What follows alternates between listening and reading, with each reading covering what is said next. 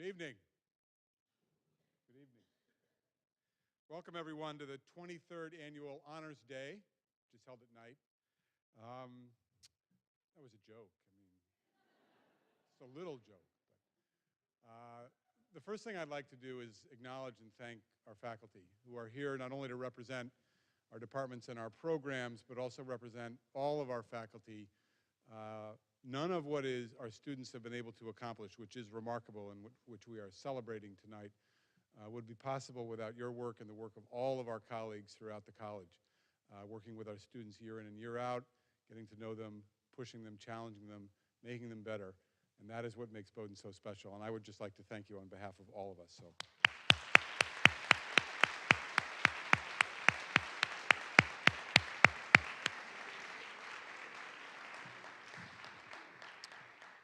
Now, Honors Day focuses on specifically departmental and program prizes, and we honor students who have achieved remarkable things in our academic programs here at the college. Not all of the prizes and awards will be given this evening. There are some that still need final GPAs and final theses, but all of the awards and prizes will be listed in the commencement program. At a luncheon last week, which is different than a lunch, I guess, but at a luncheon last week, we honored students who were selected to receive awards that recognize their character and their leadership and personal achievements. And we also celebrated the students who worked hard and earned the right to be speakers at commencement and at baccalaureate. And I'd like to recognize those students now. The leadership awards that we presented were the Franklin Delano Roosevelt Cup to Betty Nerland Lewis, class of 2020. We can save our applause. That'll make it easy. The Michael Francis Michike III Award to Victoria Estelle Yu, also a class of 2019. The Andrew Allison Haldane Cup to Jake Champagne Stenquist, class of 2019. And the President's Award given to two students this year to Trevor Amac Kenkel, class of 2018, and Anarellis Ramirez, class of 2019. The commencement prizes, those who will speak, the Goodwin Commencement Prize to Anuolo Wapo Adebumi Ashoalu, class of 2019. Anu, I hope I got that close to right. The class of 1868 prize to Julia Jean O'Rourke, class of 2019. The Dalva Stanward Alexander First Prize to Gerlin Lu Feng, class of 2019, and the Dalva Stanwood Alexander Second Prize to Francisco Nestor Navarro, class of 2019. So at this time, I would like to invite Dean Elizabeth McCormick to the podium to introduce tonight's keynote speaker.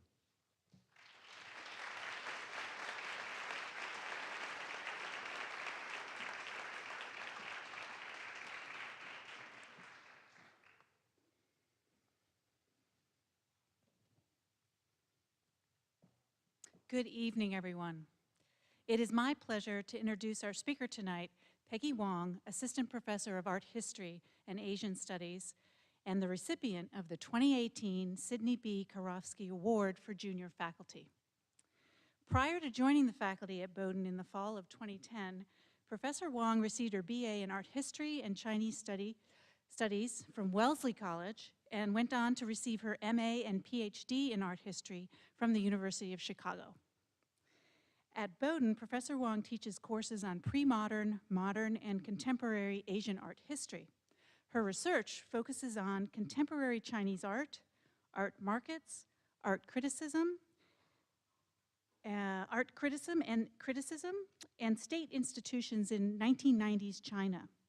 Also, nation and gender in 20th century China, contemporary art and media, visual culture and practices of looking, and global exhibit cultures. Professor Wang is the author of a forthcoming book titled Actors in the World, Microhistories in Contemporary Chinese Art. Tonight, she will present her Honors Day address titled Beyond Appreciation, From the Visual to the Visible. Please join me in welcoming Professor Peggy Wang.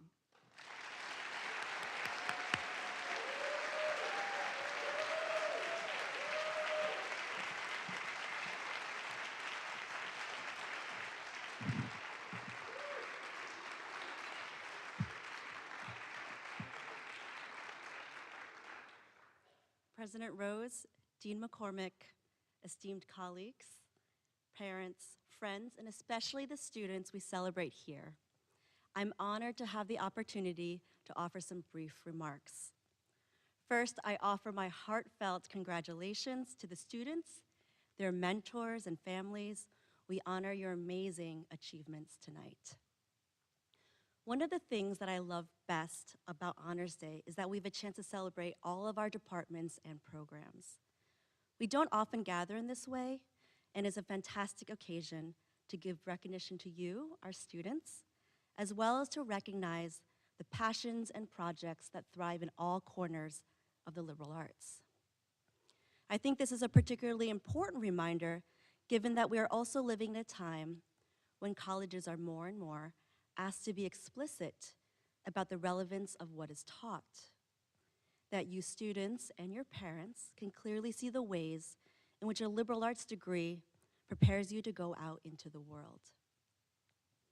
This is more often than not framed as the professional world, that college is here to prepare you with the knowledge and skills to enter the professional workforce.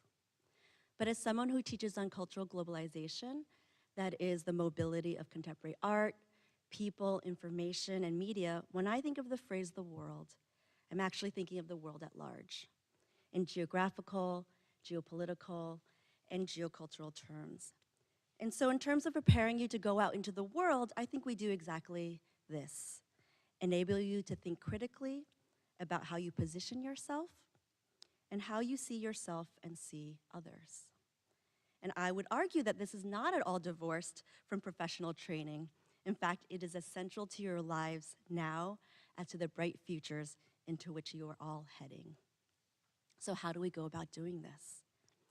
Bowdoin's offer of the college provides some guidance on how you might be expected to navigate the world. Every week when I walk through HL, I'm struck by that first line inscribed on the wall, to be at home in all lands. Tonight, I will dwell on this line of the offer. As an Asian American woman who has lived and worked in predominantly white spaces, I marvel at the ask, or rather the offer here. Because even in the lands that I've spent a lifetime inhabiting, the notion that one can truly feel at home is something that comes about at best through negotiation, at worst through resignation that this is accessible to some, but not all people. But I also understand the deep idealism motivating this phrase. As the daughter of immigrants to the United States, I hold fast to the belief that this is something that can in fact happen. I've seen firsthand the struggles, deep desire, and incredible sacrifice that come with adopting a new country as a home, and yet in many ways perpetually being seen as outsiders. This is something that's passed down through generations. For me, of being asked where I'm really from, or of people impressed by my facility with the English language, and any number of indignities, big and small. Through a lifetime of feeling both incredibly visible, yet also sometimes deeply invisible, I've come to see that being at home in all lands is not something that can be accomplished through sheer willpower. As we adapt this sentiment and indeed ambition to our current day and age, I think we need to be attentive to two parts of this now. First, to be at home in all lands is to go beyond appreciating people and cultures from across the world, and instead knowing and respecting them, to speak to rather than speak for others, even in places presumed to be home. And second, to recognize the responsibility over spaces where one can, even right here at Bowdoin, help to make into places in which people can be at home. Not everyone can do the latter, but I've been thinking about how, as an art historian here, there are things I can do. This starts from helping to make clear to students in my own discipline that there are endemic structures that have privileged the representation of some and the marginalization of others. In confronting and reckoning with inequalities in representation, perhaps one day the illuminated promise of the offer might indeed come into fruition.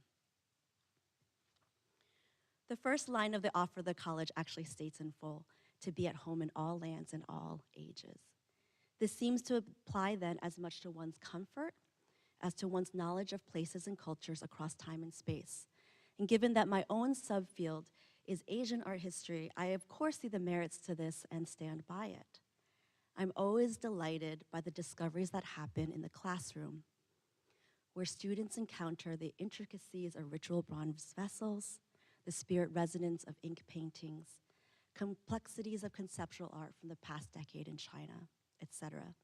That through this, they come to know tenets of Confucianism and Buddhism, they become familiar with major world events, they're exposed to new perspectives. Undoubtedly, an important part of being a global citizen is being informed. But it is about more than just accumulating knowledge of other places. And art history is about more than just training people to be cultured. This requires a shift from an attitude of cultural appreciation through art, or even art appreciation through culture. Instead, turning this back on ourselves and reassessing our own assumptions and beliefs about the world, how it is ordered, and even the values we assume to be true. To quote one art historian, art history is about making the visible legible. And yes, that is certainly one aspect of what we do, to make meaning through visual literacy, to give students the skills to unpack and make legible images and objects from all over the world. But it also involves stepping back to reconsider why historically have only certain images and objects been made visible? Who determines this? Who decides what qualifies as art and that gets written into or out of history? And what are the implications of these dynamics of visibility? This starts at the introductory level by just asking students to think about the implications of the disparity of coverage in our art history textbook, when one chapter is dedicated to 16th century art in Italy, covering just 100 years, and another is titled Chinese and Korean Art Before 1279. To have students grapple with questions of why, when we think of the great masters in art, only particular names and artworks are commonplace. Why is modern art often only thought of as the sole purview of North America and Western Europe? What does it mean to think in terms of multiple modernities, to allow for creativity and originality to also thrive in Japan, in China, and Indonesia? To engage in thought exercises, why, when I see a propaganda poster, I don't think of it as art? What are my own standards of evaluation based on? Do I think that art should be something rare, original, made by a single person? If instead I think that art should be for the people, wouldn't a collective endeavor, widely disseminated, have even greater value? How does calling it propaganda become a dismissive way of relegating it outside of art history? In short, as an art historian, I've come to see that in order to equip students to be at home in all lands and all ages, it is not only to give them the tools to engage the visual, but also to foster the tools for critically questioning who and what is made visible to them. As we stand here tonight at Honors Day, we have the perfect chance to see how powerful it is to be recognized, to be seen, and to be supported. And I hope you all hold dear this experience and the power of visibility as you navigate the world ahead. As you continually think about how you position yourself, reflect on how you see yourself, and see those around you. Thank you.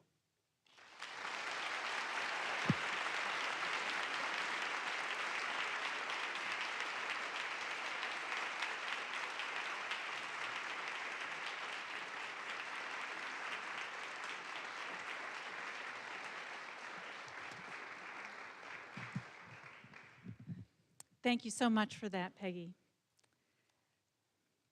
And now I have an opportunity to tell you a little bit more about the Sidney B. Beckeroffski Award for Junior Faculty.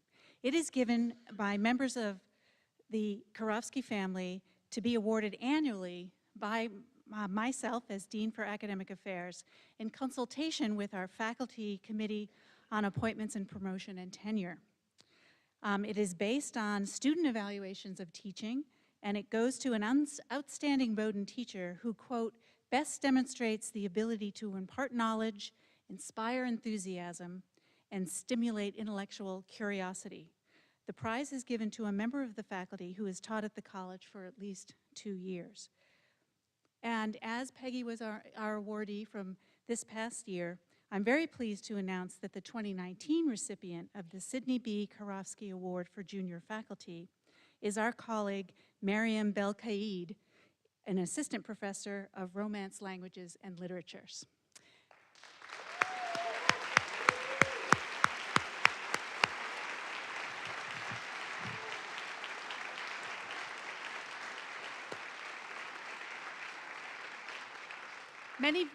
Many of you know Miriam is on a sabbatical leave and abroad now, so she's not with us today, but when she returns in the summer, we'll be able to physically give her this award.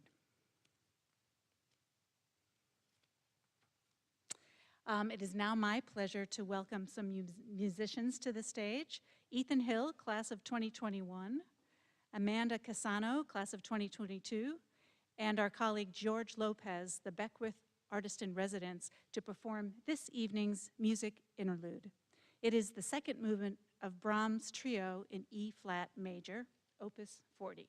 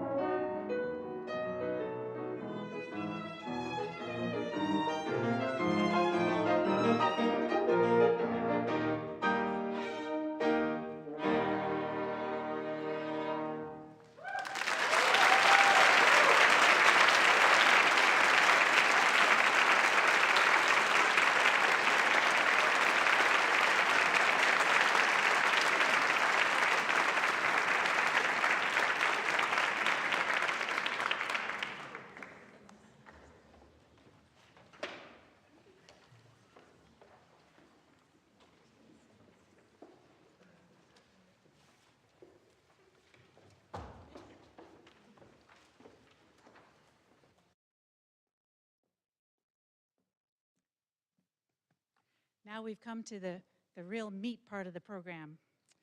We will now begin the presentation of departmental prizes, beginning with Africana Studies. We ask that each student recipients for each of the departments come to the stage at the same time as the faculty presenter as we move through the award of the prizes. So we'll begin with Africana Studies.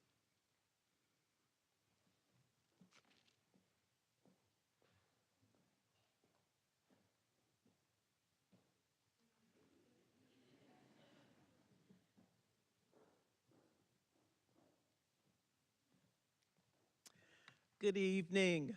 I'm Professor Castleberry, Africana Studies, and each year we give the Linux Book Prize to the student in Africana Studies with the highest GPA. And Africana Studies, I know I'm speaking for all of Africana Studies, but I'm going to also speak personally. We're just thrilled to give the prize this year to a student who has been an absolute delight, a generous, brilliant intellectual that has been a pleasure to teach, Kathleen Johnson.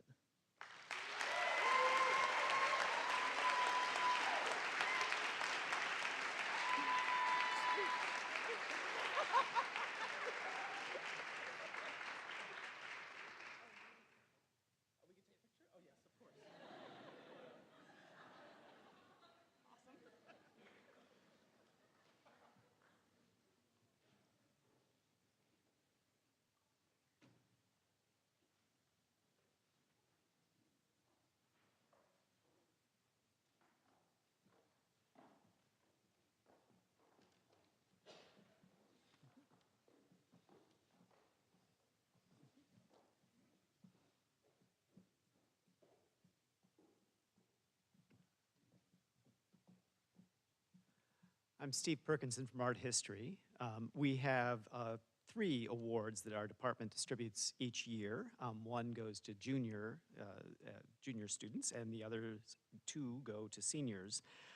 This year, it gives me enormous pleasure to give these awards to a group of the most extraordinary students I've had the privilege of teaching here in my time at Bowdoin.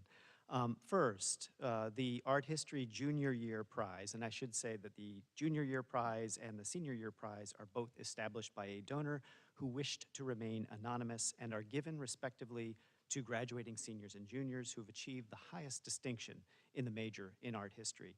Our Art History Junior Year Prize is given in absentia this year to Claudine Chartouni, who is studying abroad at the moment.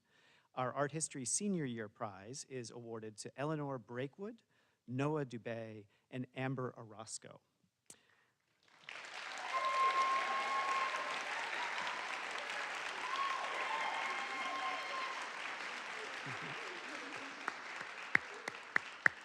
And then finally, our Ann Bartlett Lewis Memorial Prize in Art History, which was established by the family of Ann Bartlett Lewis and is given to the senior who has demonstrated excellence in art history. That is given to Kanaya Hassan.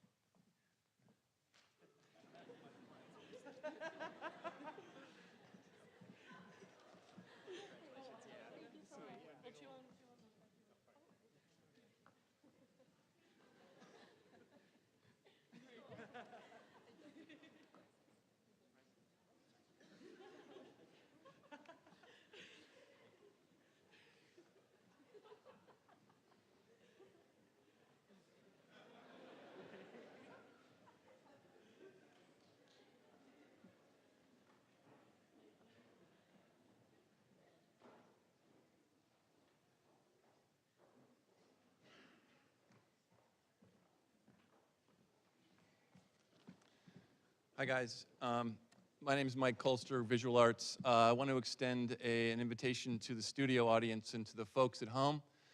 We have an open house 48 hours from now on Friday, where you're going to get to see the work of these 2 students and all the rest of the students in our visual art classes. So come to Edwards 5 to 7 on Friday evening. It'll be a really good party. All right. I'm here with the extreme pleasure of being able to award 2 awards in visual arts to 2 stars right here. So here we go. The Anne Bartlett Lewis Memorial Prize in Visual Arts, established by the family of Anne Bartlett Lewis. This prize is given for demonstrated excellence in creative visual arts, and it goes to Blanche Lorraine Freilich.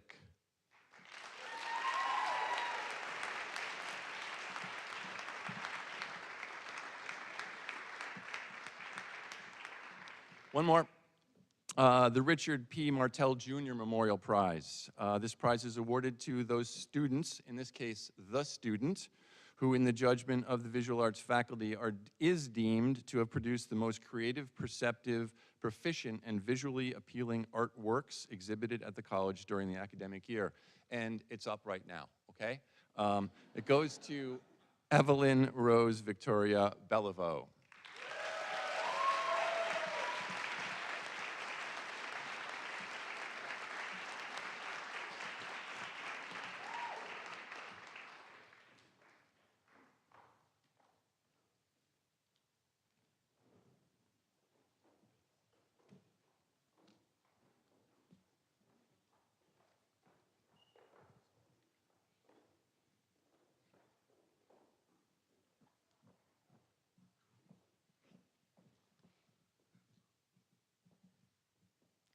Hello, everyone. My name is Xiaoke Jia, coordinator of the Chinese language program.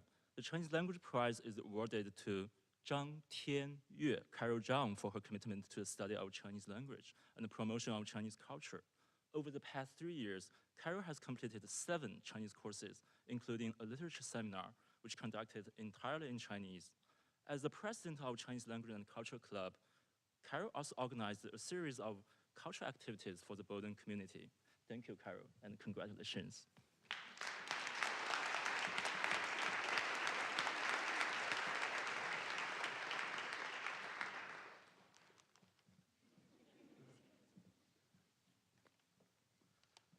Hello, my name is Hiro Aridome.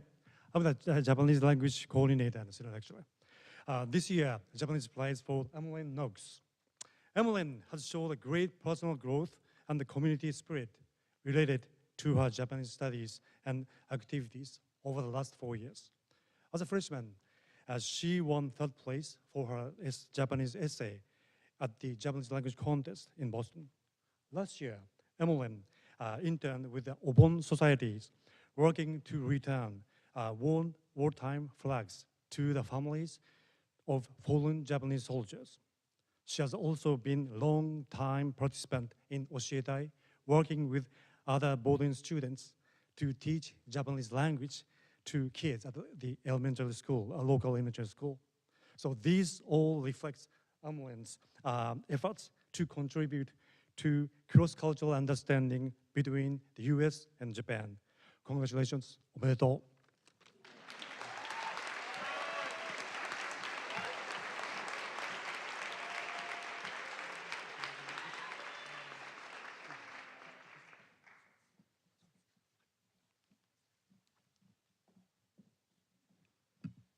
Hi, can you hear me?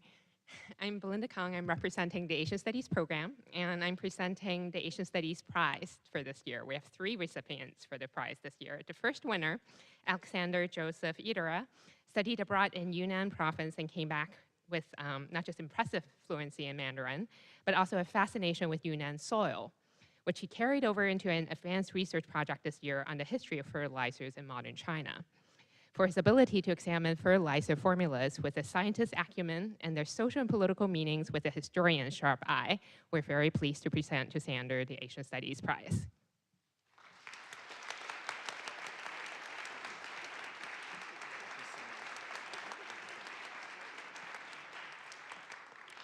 Our second winner, Matthew McCaw, completed a captivating independent study this year on the connections between the mass internment of Chinese Muslims in Xinjiang province and the Belt and Road Initiative.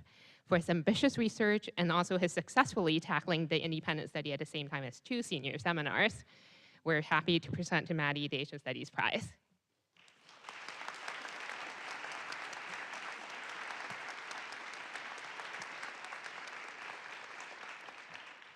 Our third winner, Isabel Roland Udell, has proven herself a brilliant student of modern South Asian politics and culture. And she culminated her work with a path-breaking honors thesis this year on gender justice in modern India, entitled The Case of the Disappearing Woman, Public Interest Litigation and Gender Equality in India's Supreme Court. It is with great pleasure that we recognize Isabel's achievements with the Asian Studies Prize.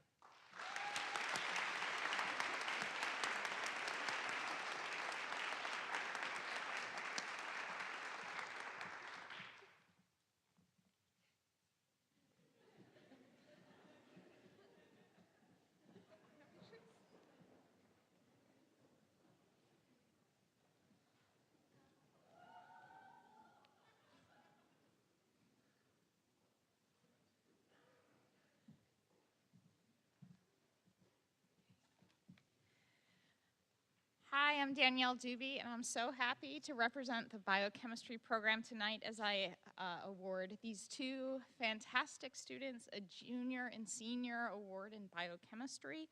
The junior award will be for Alana Owen. It's the John L. Howland Book Award, which is really in honor of the founding member of the biochemistry program. So this program exists because of him, and you get this lovely award. And the second is the Stephen Smith Prize in Biochemistry to Casey Nelson. And this is for an outstanding senior majoring in biochemistry. Both of these incredibly talented individuals have a passion for biochemistry, a gift at making novel connections, really find joy and enthusiasm for digging into the literature and performing laboratory-based research, and it is simply an honor to recognize them tonight.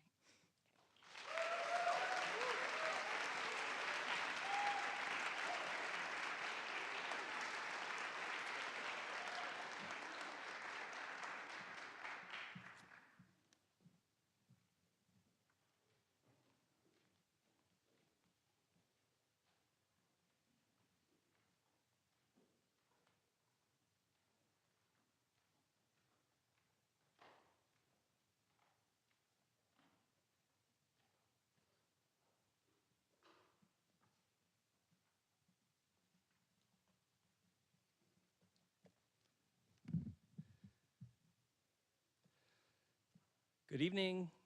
My name is Barry Logan, and I'm the chair of the biology department. I'm here representing all of my colleagues in the biology department and conferring 3 awards to 4 students, 1 in absentia.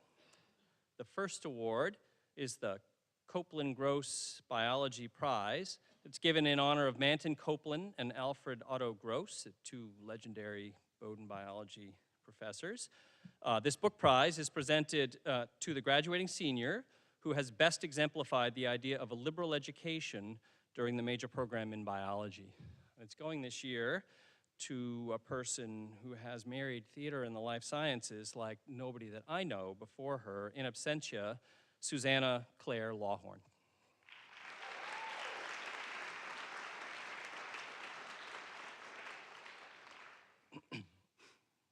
The Donald and Harriet S. Maycomber Prize in Biology. This prize is awarded annually to 1 or more outstanding students in the Department of Biology.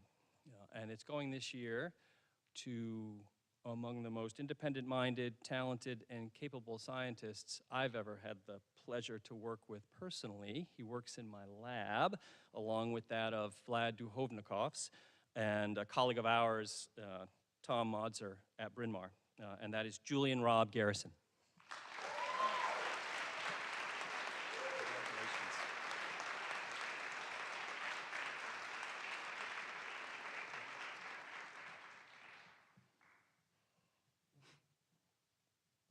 And lastly, the James Malcolm Moulton Prize in Biology. This is a book prize established in honor of James Malcolm Moulton, another legendary biology faculty member here of a somewhat more recent age. Is awarded annually to an outstanding junior majoring in biology or an allied program, as judged by scholarship and interest. And this prize will be shared this year by a neuroscience major, Emily Rebecca Oleski, and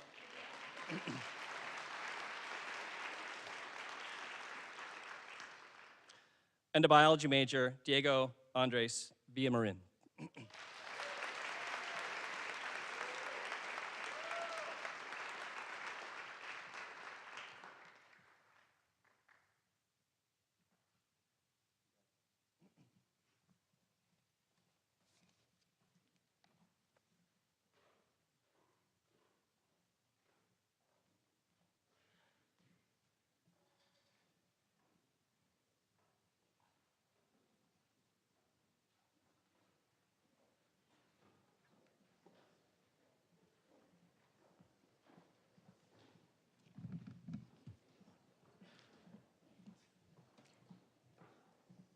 I'm Beth Stemler from chemistry, and we have a wealth of awards. So as I give my students some time to get on the stage, I'm going to introduce the first collection of awards, which are given by the American Chemical Society in different areas of chemistry. And the first award goes to Taylor Yoder for work in analytical chemistry.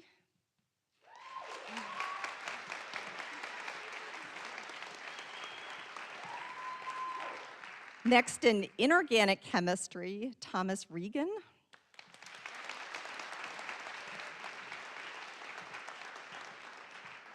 Organic chemistry, Julia Morris.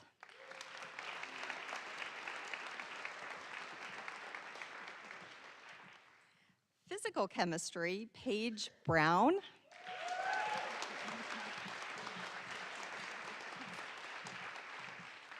And finally, we have an award from the main section of the American Chemical Society that goes to Catherine Call.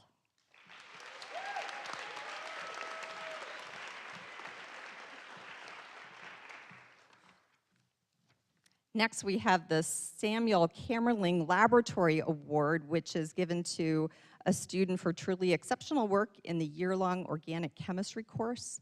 This is being given this year to Jalin Su.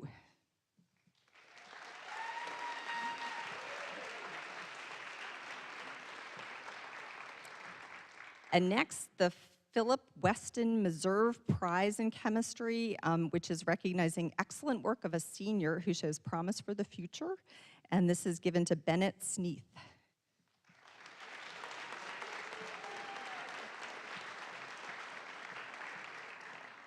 And then the William Campbell Root Award, which is recognizing work by a senior who has provided service and support to chemistry beyond the academic program, and this is going to Julia Morris.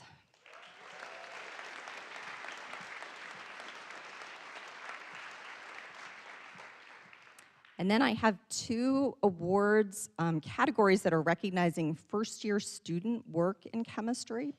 The first is the Chemistry Achievement Award, which is recognizing superior academic work in chemistry, and we have two categories. For general chemistry, Athena Bell.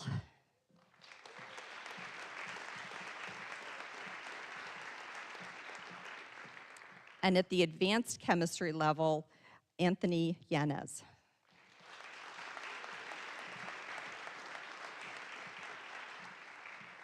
And then a laboratory award for first-year student. We have the award, again, for the category of general chemistry, going to Claire Pierce.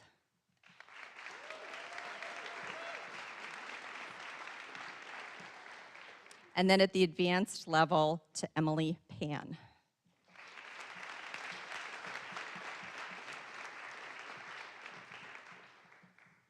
And finally, we have an award. This is the second year that this award has been recognized. It's an award that's special to me. It's an award that honors Professor Dana Walker-Mayo, who was a faculty member in chemistry when I joined the college over 30 years ago. And Professor Mayo was a really, truly inspiring educator, developed the chemistry department in really important ways. He was incredibly enthusiastic about chemistry. He was someone who also was really committed to building a sense of community in the department. So I'm really honored today to be recognizing a student who is a Beckman Scholar. He is a biochemistry and mathematics major. He's a student who, through his research with Professor Danielle Dubey, has been coupling organic chemistry techniques, which was Professor Mayo's research area, with biochemistry and delivering drug targets to try to kill pathogenic bacteria, H. pylori. So I'm really very pleased and honored to be recognizing Hanyu Lee with the Dana Walker-Mayo Prize.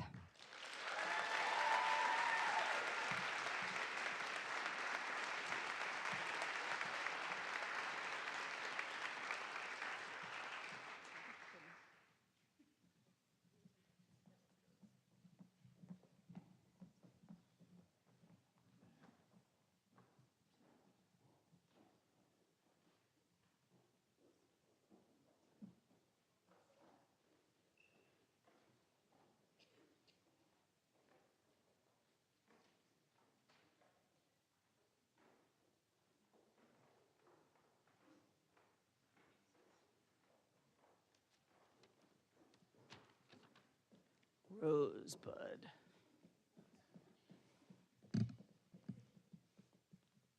Don't go too far away. I'm Tricia Welsh from Cinema Studies. What do a love story set in Hong Kong, the tale of a time-traveling android, and the antics of a slapstick comedian have in common? All three inspired the winners of this year's prizes for Best Essays in Cinema Studies. The Rosebud Prize submissions this year were so strong that the committee immediately and enthusiastically decided to award 2 prizes rather than 1. Tonight, we recognize 2 first-year students who are rising stars in cinema studies.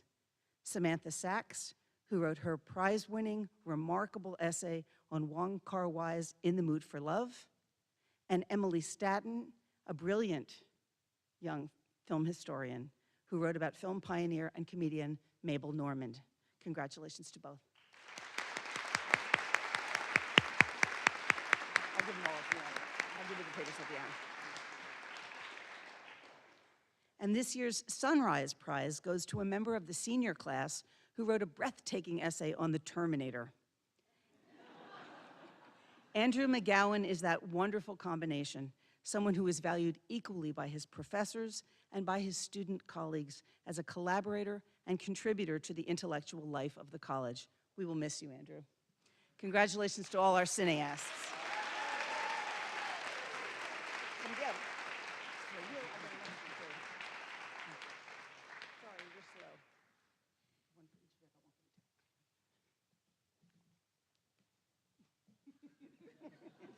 I didn't plan that very well.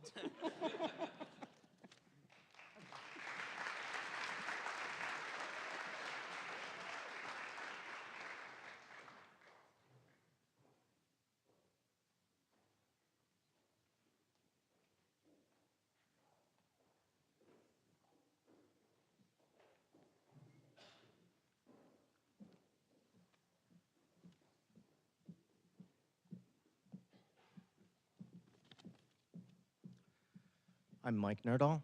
I'm absolutely thrilled to be awarding 4 honorees today with various prizes. The first is the Nathan Gould Prize, established by Abba Gould Wilson of Portland in memory of her grandfather, awarded to the member of the senior class who has attained the highest standing in both Greek and Latin studies. We're giving that to Noah Dubé.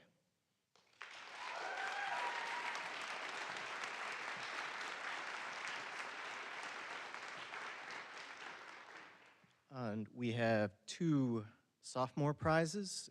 The J.B. Sewell Greek Prize is awarded to the member of the sophomore class who sustains the best examination in Greek, and that is Maddie Ferrucci.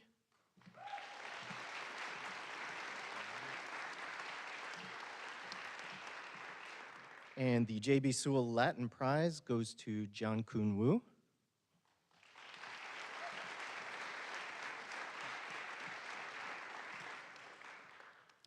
And the inaugural winner of the Jasper Jacob Stahl Fellowship for the Study of Mediterranean Antiquity has been awarded to Nicole Danielle Chinaji.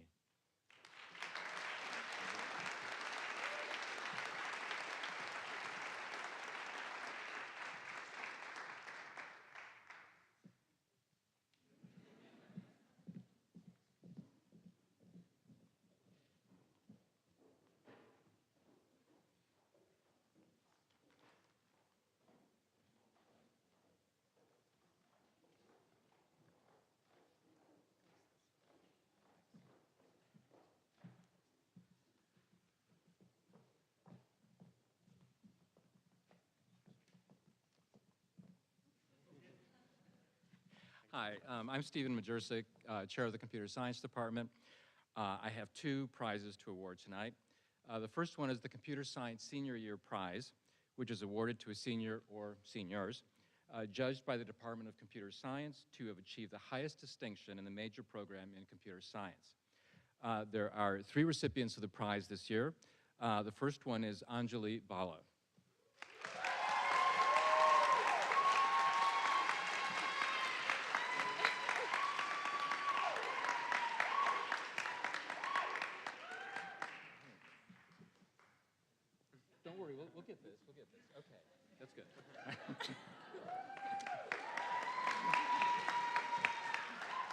So Anjali will be in Seattle next year doing software engineering for Microsoft. The second recipient is James Little.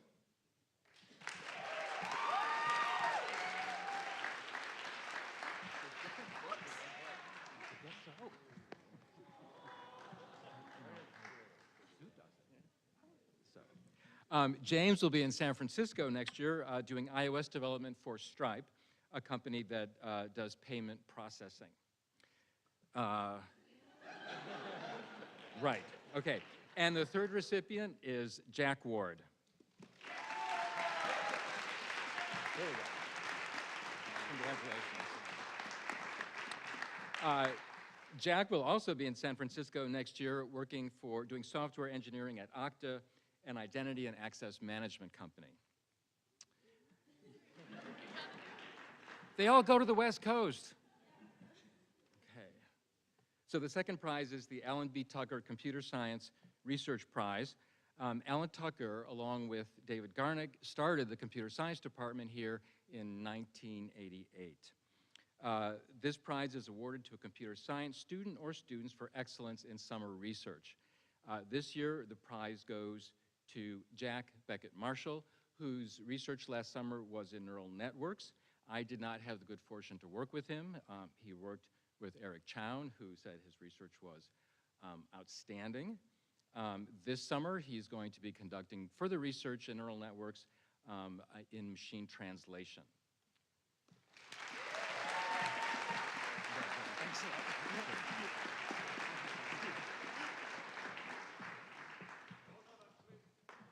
Do we do a picture? I mean, we don't have to, but it seems like, okay, here we are.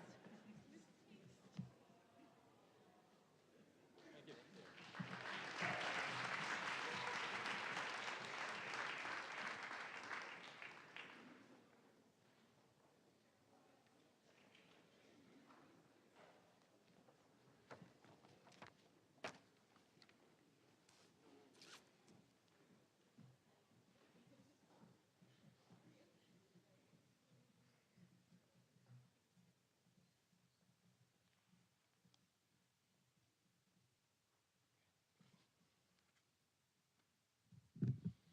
I'm pleased to be able to represent the Earth and Oceanographic Science Department this evening in recognition of our students.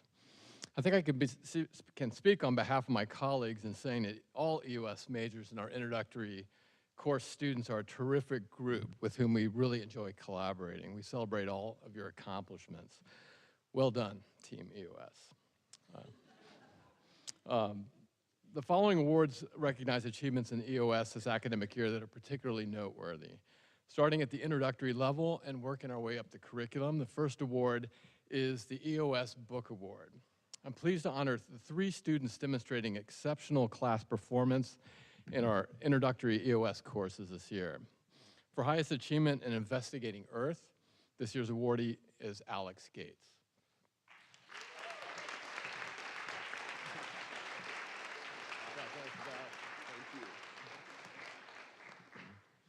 For highest achievement in environmental geology and hydrology, this year's awardee is Faraz Aboud.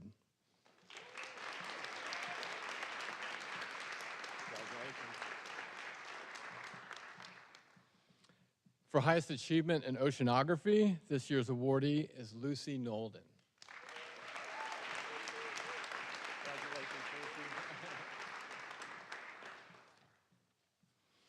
Next up is the EOS Biogeochemistry Award, which recognizes outstanding performance in the department's sophomore level integrative experience, biogeochemistry. This year's awardee, Zoe Dietrich, did a masterful job recognizing the essence of what we refer to in the department as BGC Nirvana. That is biogeochemistry as a unifying concept among the spheres of the Earth system, but also across the natural sciences. In her own words, BGC is everywhere. Congratulations to Zoe.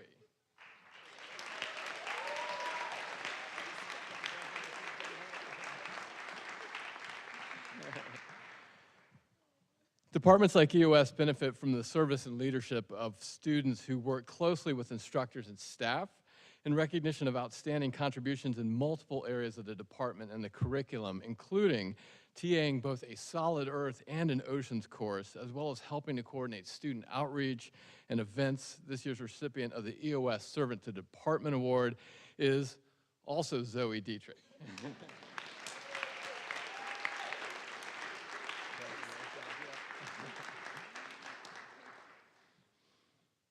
In recognition of unique contributions to scientific outreach, EOS would like to highlight the terrific work of one student who translated earth science to the general public through the use of podcasts. This year's recipient of the EOS Science Outreach Excellent Award is Rayleigh Santop Ziemlinghaus.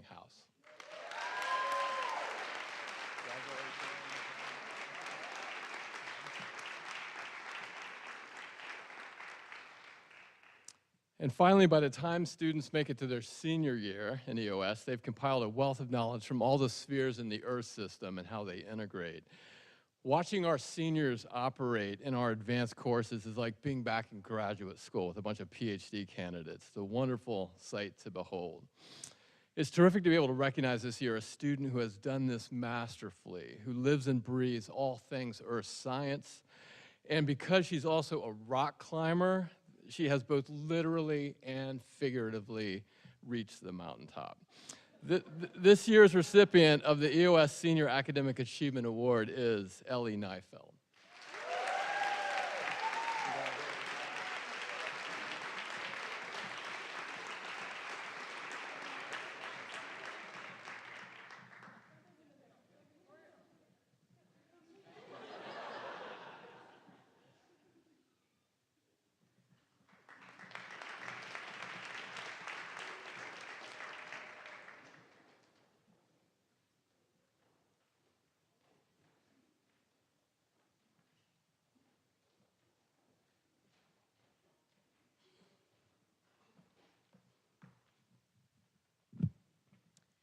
Good evening, everyone. I'm Deb DeGraff, representing the Economics Department. I'm very pleased on behalf of the Economics Department to present 2 awards this evening that we're splitting among 4 people. I realize there are only 3 here, but we'll mention one of them as well who's in absentia. These are all prizes for our juniors. We have not yet determined the prizes for our seniors. So we have 2 junior prizes. First is the Paul H. Douglas Prize. This prize recognizes juniors who show outstanding promise in scholarship and in economics.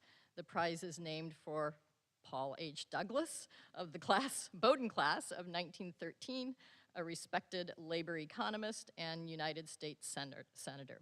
So we have 2 recipients of the Douglas Prize. The first is Madeleine Rose Dupre.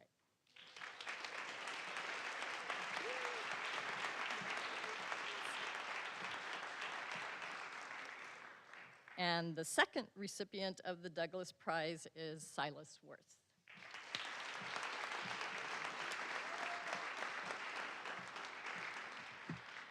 Now, I should have said at the outset, this will be the interlude in my talk.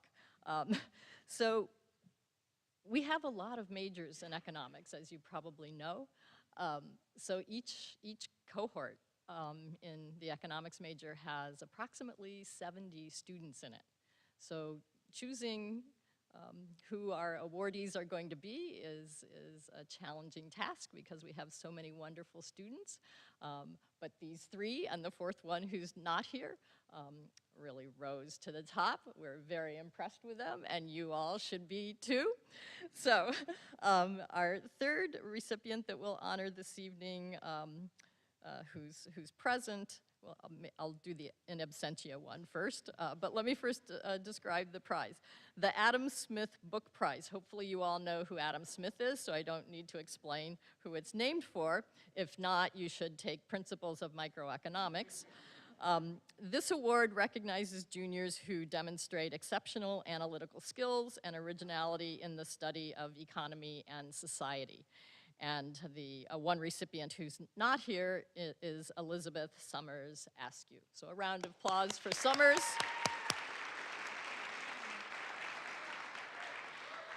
and then our recipient who is here, Angela Goldstein.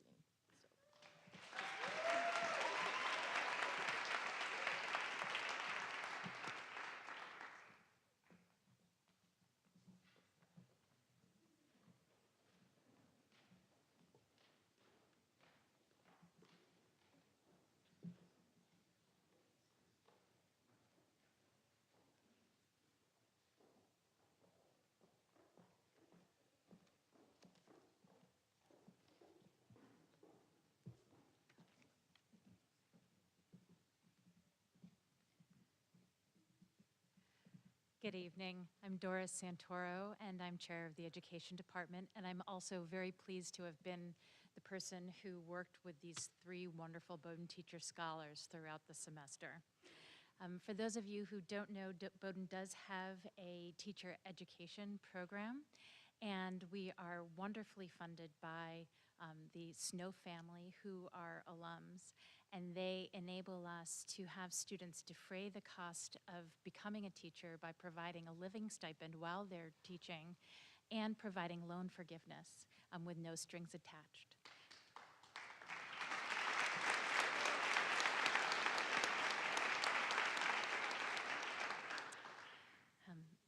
This group has been such a joy to work with this year. And one of the things I really want to highlight is that each one came into their own as a teacher entirely their own. They each have what's most important to them and how they express that as educators. And so I'm thrilled that we're able to nurture that in a small place like Bowdoin. I'm going to introduce them. And the first is Hannah Baggs, who is a postgraduate who studied Earth and Oceanographic Science and who received her certification in science.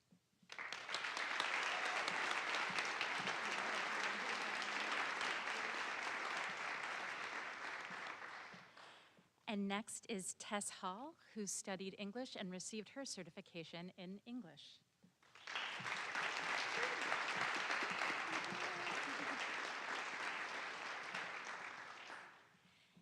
And finally, Angela Wunderlich, who studied Hispanic Studies and received her certification in Spanish.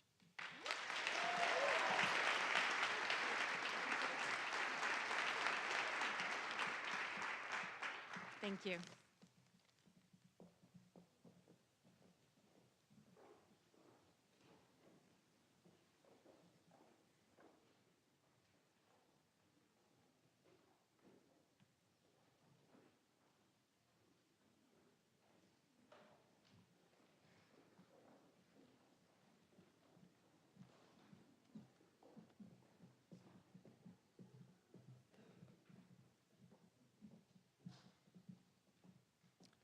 So Team English here. My name is Brock Clark. I'm the chair of the English department, and it's my great honor and pleasure to give the awards for this year's award winners. There are a lot of us, so I'm going to try not to be too gas-baggy about this. But yeah. First off, the Academy of American Poets Colette Inez Poetry Prize goes to Ella Marie Schmidt.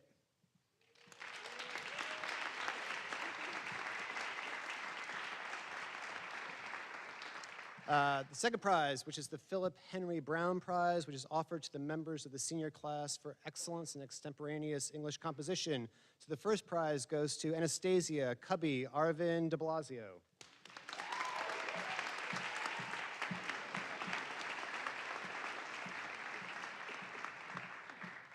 And the second prize goes to Andrew McGowan.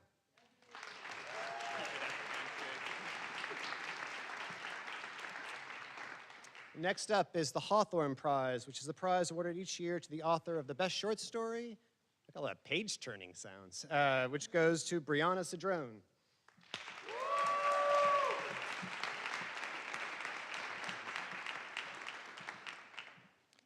And the Natalie Walker Llewellyn Poetry Prize, which is the prize awarded to the student who has submitted the best work of original poetry, goes to Ayana Harskowet.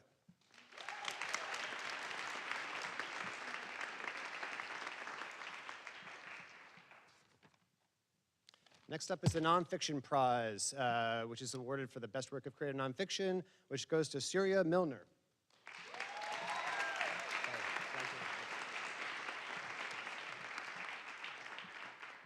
The Poetry Prize, which is the prize awarded for the best poem written by an undergraduate, which is to Sidney Toe.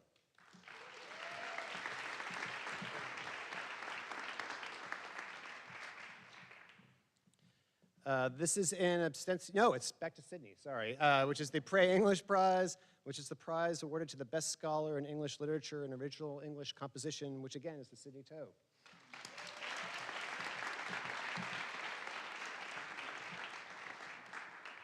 This is in absentia. It's the Forbes Ricard Jr. Memorial Poetry Prize, which goes to Cameron James Markowski.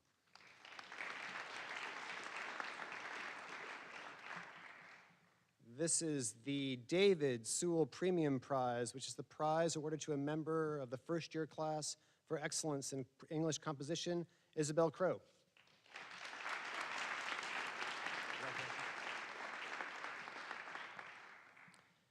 This is the Mary B. Sinkinson Short Story Prize, which is awarded every year for the best short story written by a member of the junior or senior class. It goes to Alexia Silverman.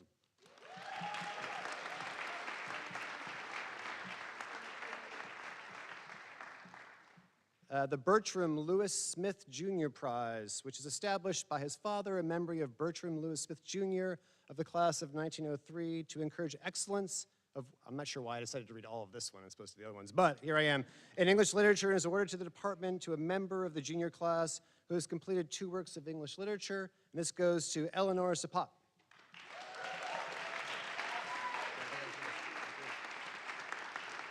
That's it.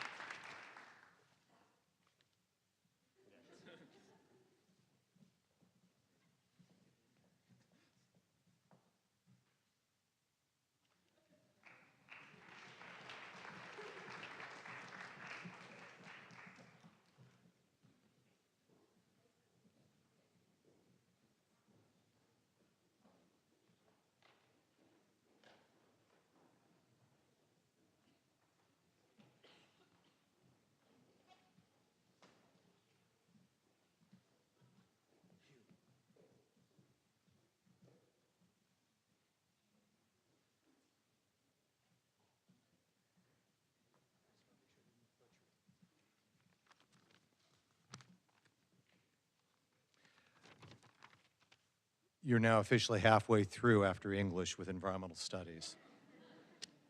My name is Matthew Klingel. I'm director of the Environmental Studies program, and it's my great pleasure to award 2 honors this evening. The first is the Academic Award in Environmental Studies. This prize is awarded to graduating seniors who have achieved outstanding academic distinction in the completion of the Environmental Studies Coordinate Major, which deserves a little bit of explanation. Coordinate major means you major in environmental studies to get interdisciplinary breadth, but you also major in a standalone discipline or program to get disciplinary depth. And the 2 recipients this evening are Julian Rob Garrison.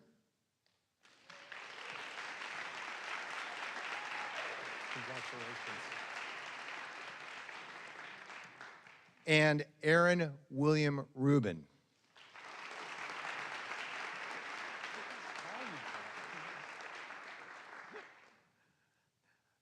It's embarrassing having children at home to see how people have changed so much. It's like Aaron, it's like, my gosh, Julian. I remember when they were freshmen. Anyway, the second award is the Community Service Award in Environmental Studies. And this prize is awarded to graduating students majoring in environmental studies who have demonstrated exemplary service to the college and the broader community. All 3 of our recipients tonight have held funded fellowships. They've done extensive work in the community. I will leave it to you to go Google them, but when you Google them, you will be impressed. So I'll be going first with Hugh Calkins Ciparone.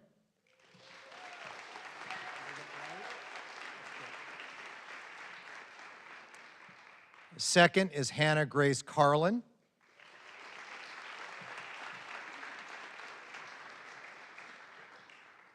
And third is Madeline Shane King.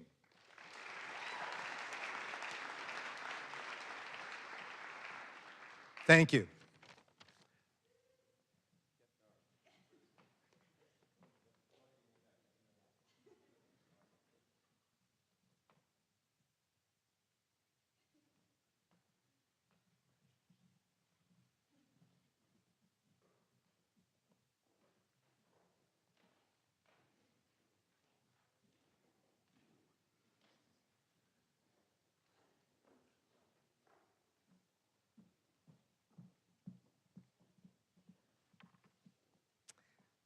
I'm Marilyn Reisbaum, Professor of English and the Chair of Gender, Sexuality, and Women's Studies. The Society of Bowdoin Women's Edith Lansing Kuhn-Sills Prize is a yearly prize awarded to an outstanding student in gender and women's studies as selected by the Gender and Women's Studies Program Committee. And this year, we are very happy to award the prize to Sadie Ann Logerfo Olson. Congratulations.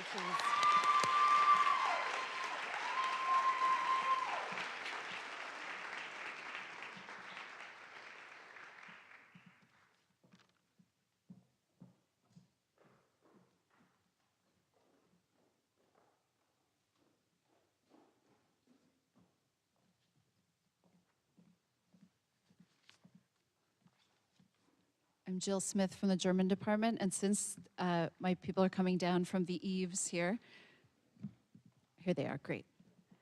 But I'll take the chance to say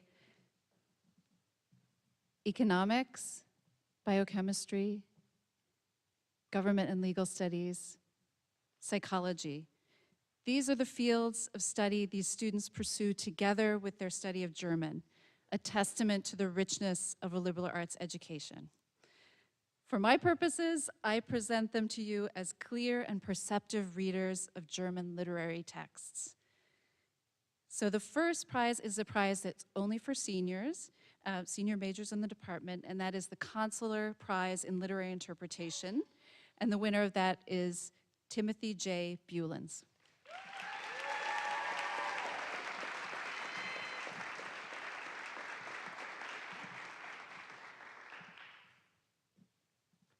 And then there are 3 winners of the Old Broad Bay Prize.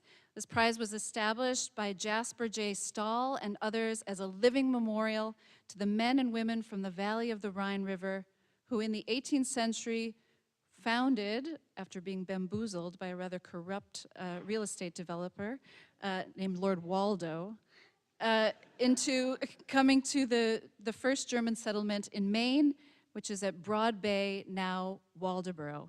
And the 3 winners are, I'm going to list them all, and then you can applaud for all 3. Owen Tuck, Silas Worth, and Jairo Enrique Izaguirre.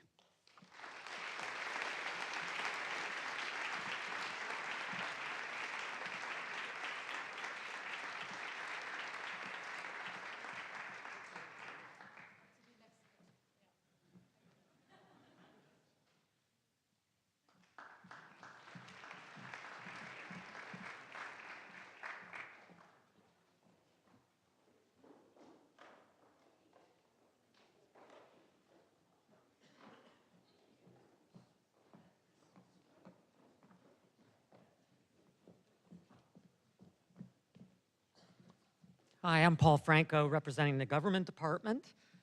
Government gives out 5 prizes. And here I want to echo something that Deb DeGraff said. Government has over 100 majors in its senior class.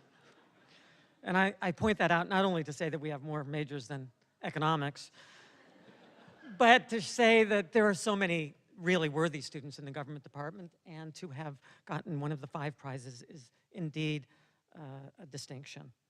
So the first 4 prizes go to students who have achieved excellence in each of the 4 subfields in government. The first prize goes to Victoria Yu.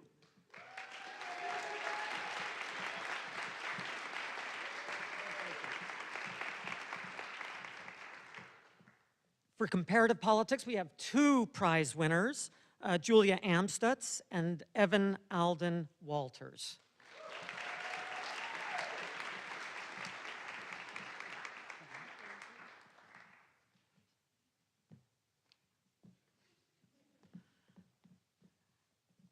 International Relations, the prize goes to Zoe Seamus.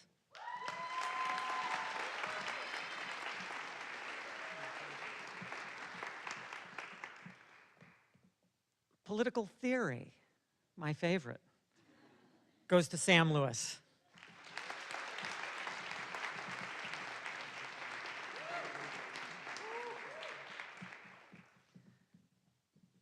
The 5th prize is the Richard Morgan Prize for Excellence in the Study of the Constitution. Dick Morgan taught in the government department for more than 40 years. He was a legendary and much beloved professor. We miss him still. And this year's winner of the Morgan Prize goes to Jenna Scott.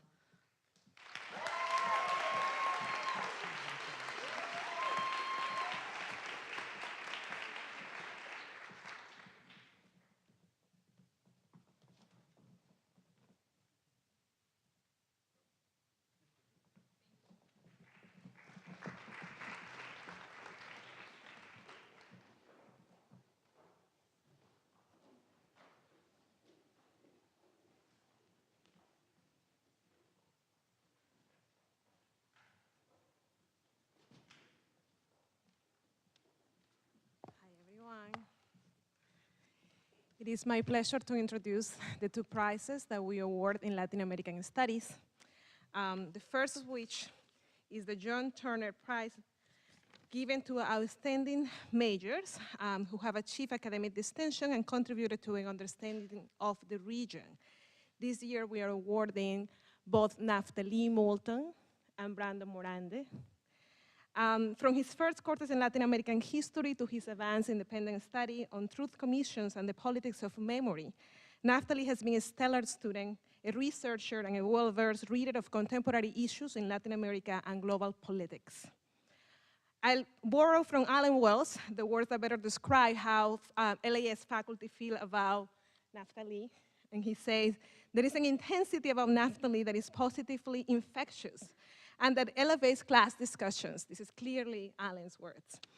If I could figure out a way to bottle him, I would. In class and in conversation, Alan concludes, he's helped make my last years of teaching at Bowdoin such a pleasure. Thank you, Naftali, for giving us the pleasure of your brilliance and kindness.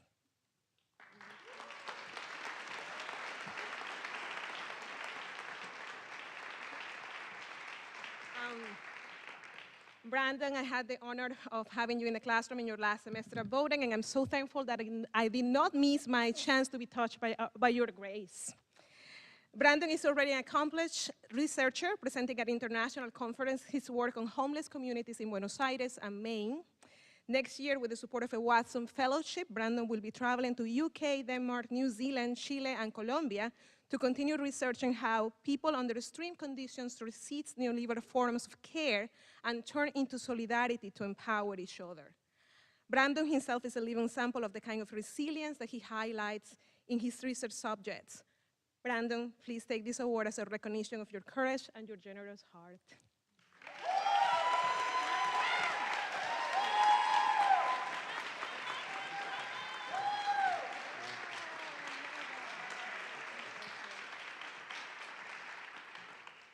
The second award is the Latin American Studies Award for Public Engagement. This year it goes to Silvia Idalis Jimenez.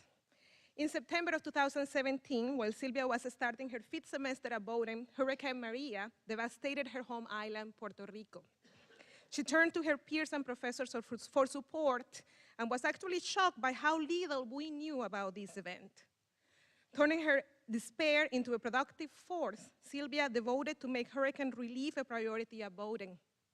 We owe Silvia the inspiration that moved her fellow students and the faculty at Latin American Studies to know and to do more for our island brothers and sisters. Silvia, this award is a recognition for your leadership in making the Bowdoin community to live up to our commitment to the common good.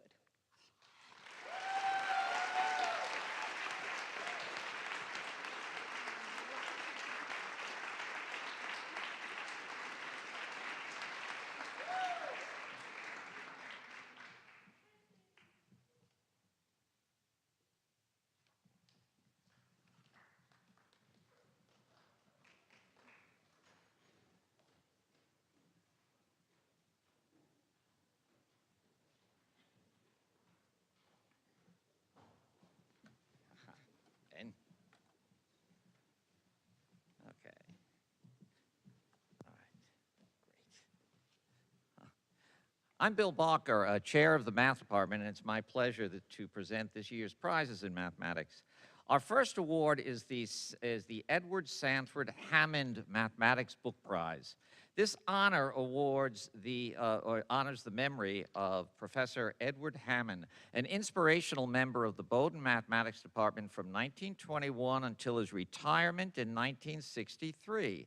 Professor Hammond served as chair of the math department from 1926 until 1961, 35 years as chair. Let that sink in a bit. The Hammond Book Prize is awarded to a graduating senior completing a major in mathematics with distinction. The prize winner's name is added to a plaque displayed in Searles Hall, enlarging a list that began in 1964. This year, we honor 2 graduating seniors with the Hammond Prize. The first is Yi Sun, or Karina, in absentia. Having finished her coursework this past fall, Karina returned to China and will be graduating in 2 weeks with a perfect GPA. One department member described Karina as perhaps the best student he'd ever had at Bowdoin. Benjamin Paul York, our other Hammond Prize winner, also has a sterling mathematics record, having completed enough courses for 2 complete math majors with a course to spare. Ben's intense and unpretentious curiosity about anything mathematical has been a joy to have in Searles Hall. This fall, Ben will begin doctoral studies in mathematics at the University of Connecticut.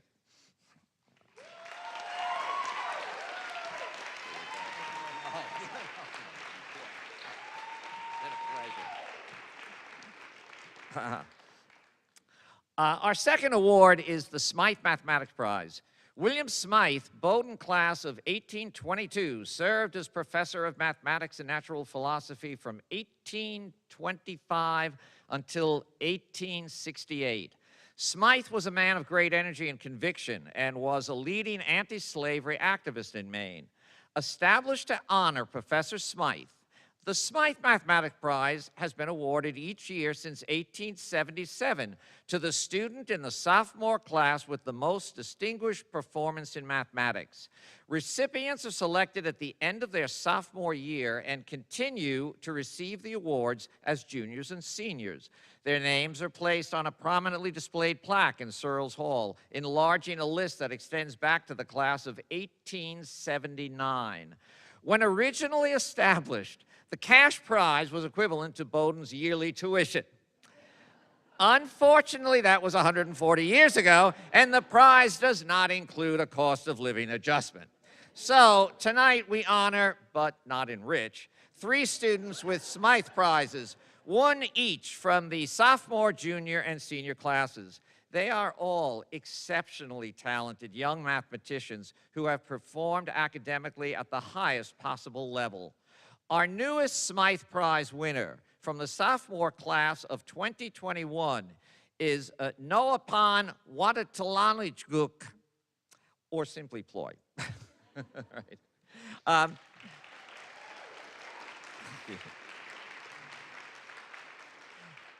This young woman, with her kind and gentle manner, is a mathematical powerhouse. Word of her exceptional abilities spread among the math faculty within weeks of her arrival. We look forward with great pleasure to Ploy's presence with us for another 2 years. Okay.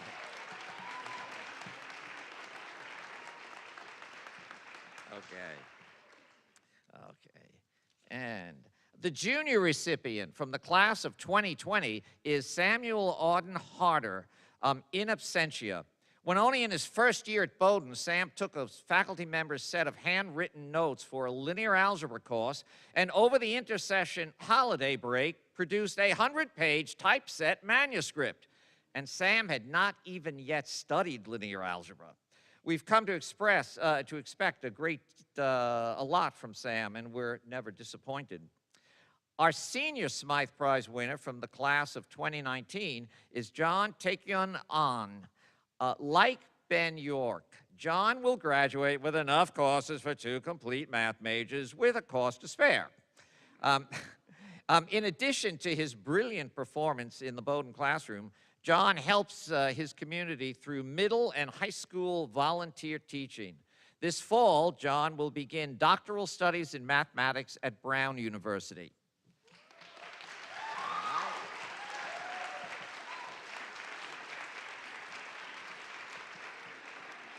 Okay.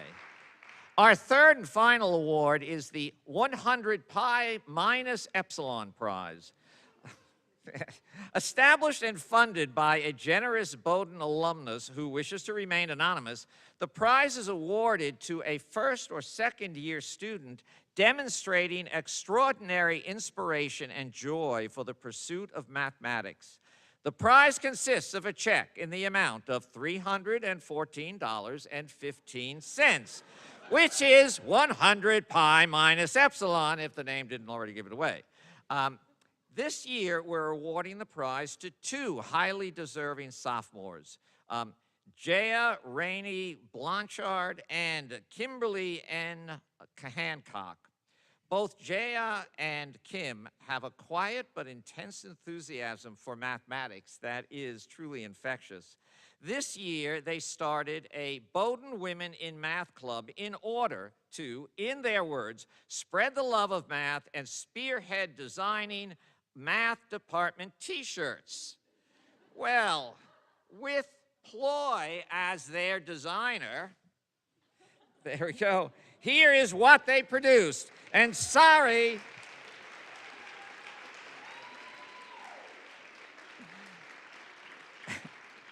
we're all sold out for this year, but send Jaya and Kim your orders for next year.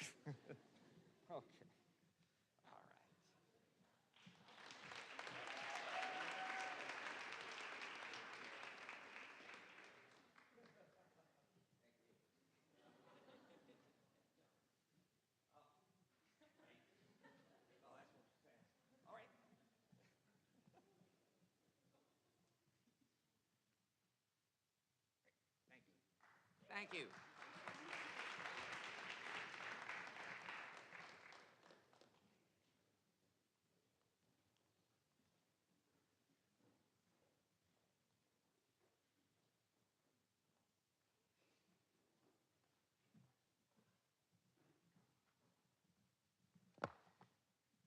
I'm Vin Shende, and I'm here on behalf of the music department. And as Paul was saying about the government department, and as Deb was saying about the economics department, in music it's also very difficult to determine who to give these awards to, because they're all very, very talented, even though it's a slightly smaller amount of majors that we have there. But this year, the Sue Winchell Burnett Prize, which is awarded to the senior music major who has made the most significant contribution to music, will be going to Matt McGuire. Matt is an incredible pianist with technique to burn and a sense of phrasing and musicality that is,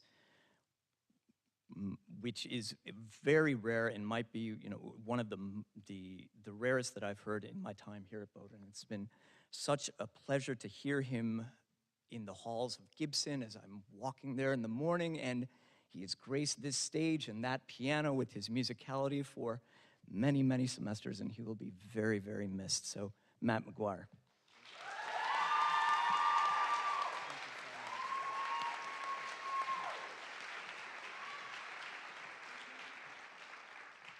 And for the first time in 60 years, the music department has created a new award, and that award is in honor of our recently departed colleague, Elliot Schwartz, who is an internationally known composer and who taught on the faculty here at Bowdoin for over 50 years.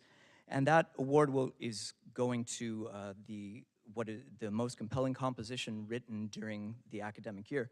And the inaugural recipient of that award is Alec Ferguson Hull.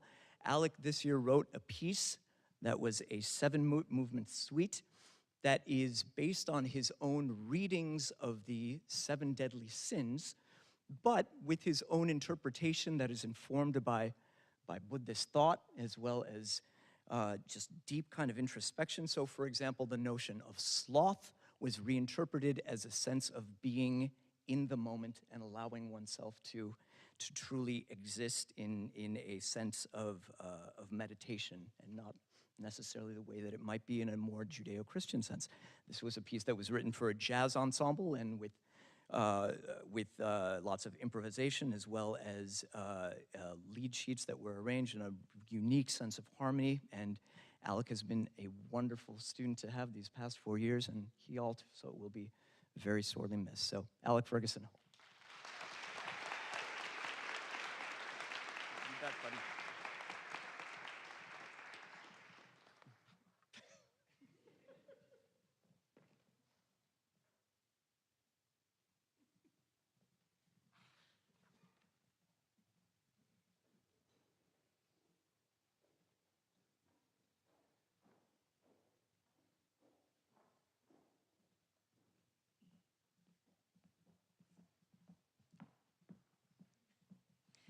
I'm Beth Stemler from chemistry. I'm now back representing the natural sciences, and I am enormously pleased to be honoring a student, a senior chemistry major, math minor, who has plowed through all of the advanced courses in the chemistry curriculum.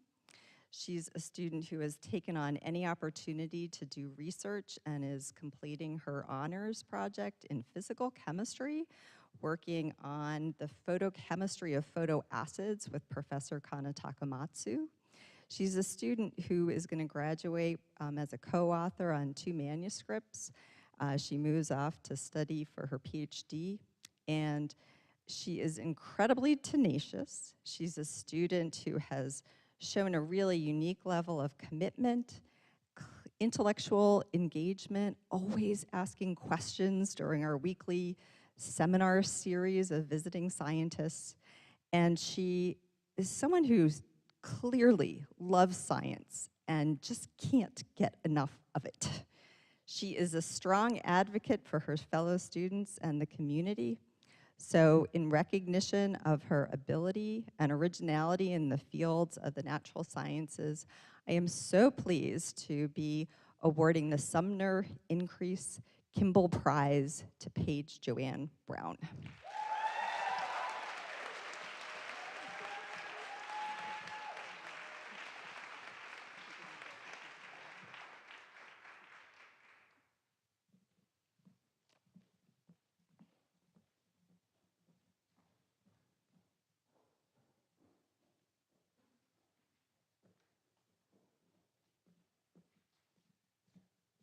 I'm Rick Thompson from the Neuroscience program, and it's a pleasure for me to be able to present the Muno Prize in Neuroscience, established by David Muno, Bowdoin class of 1999, in recognition of excellence in research by a student or students conducting research in neuroscience who are neuroscience majors. This year we have 2 awardees, Peter Newstein and Catherine Torrey, both of whom did senior honors projects this year that were as thorough and creative as any as I've seen in my nearly 20 years at Bowdoin. And in so doing, reminded me why it's so special to work here, which is the opportunity that it affords all of us sitting over here to work with students such as yourselves as you truly come into your own as young scholars. So thank you for that opportunity.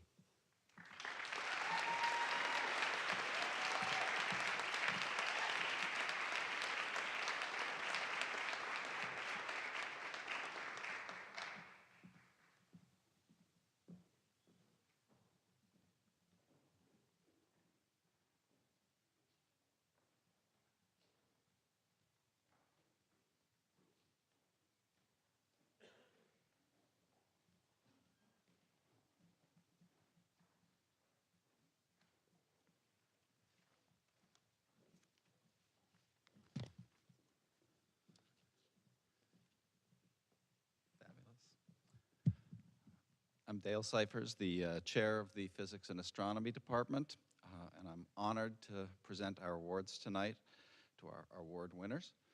Our first prize is our Edwin Herbert Hall Prize in Physics.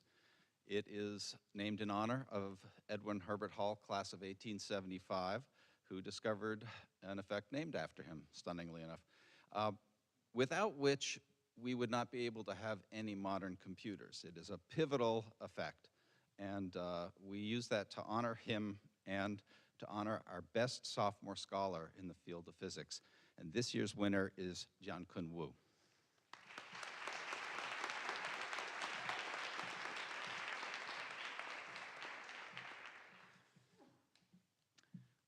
have to say one quick thing about that. 33 years ago, I had a honors project student do a project in the quantum Hall effect named E.B. Brakewood. And today I watched his daughter get a prize in art history. So our second prize is the oldest prize in physics, the Noel C. Little Prize in Experimental Physics. And this prize is named in honor of Noel C. Little, a professor of physics, and Josiah Little, professor of natural science. And it's awarded to a graduating senior who has distinguished himself or herself in experimental physics. And this year I've had this student in my modern electronics class, and I can confirm that she can make things work in the lab. And she did a fabulous honors project as well. The prize winner is Dana Pierce.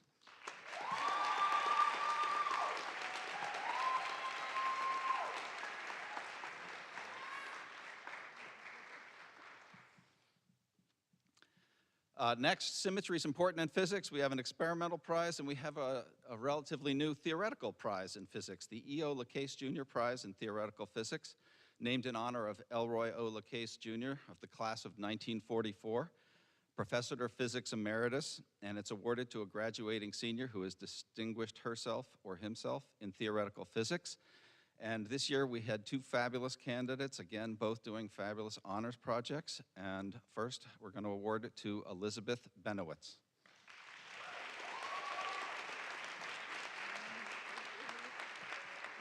Congratulations. And second awardee is Derek Cederman.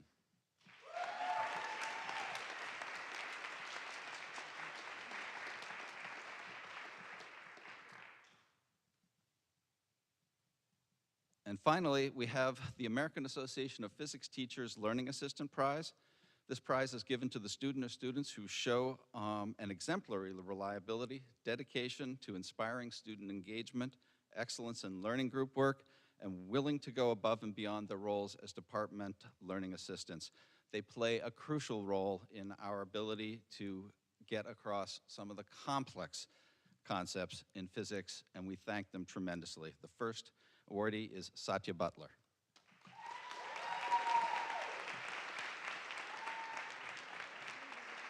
Congratulations. And our second awardee is, again, Derek Cederman.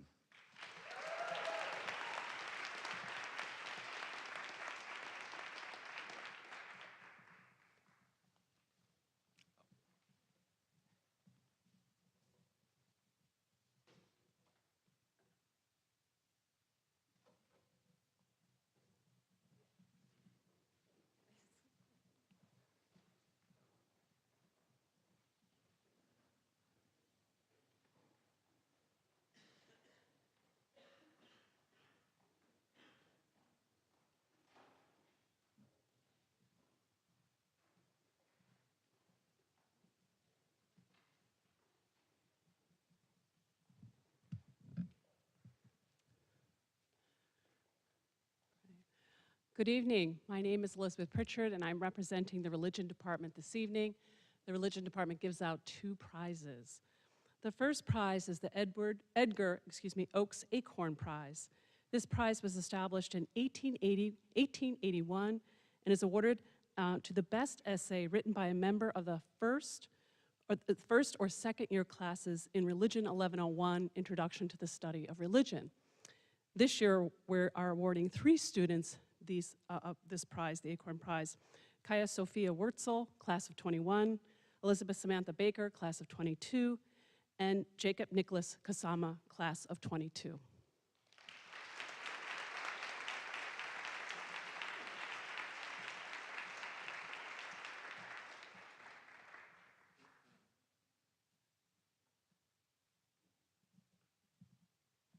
Our second prize is the Leah Ruth Thummim Biblical Literature Prize.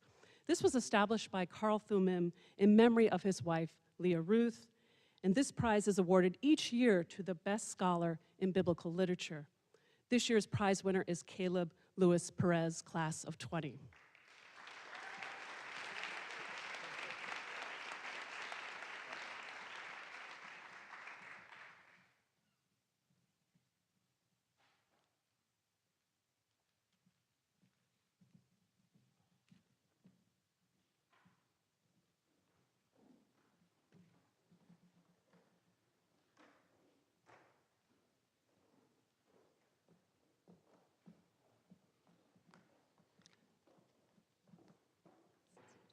Good evening, everyone. I'm Catherine Doge-Roth. I'm chair of the Romance Languages and Literatures Department, and I'm pleased to be here tonight with my colleagues Margaret Boyle and Allison Cooper to award prizes to many wonderful students assembled here.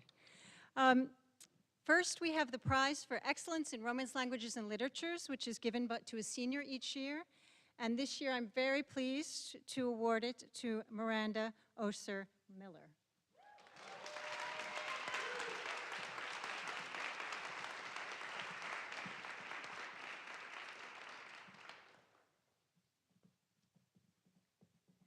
Next, the department has the distinct honor this year to have been chosen to award the Dorothy Haythorne Collins Award.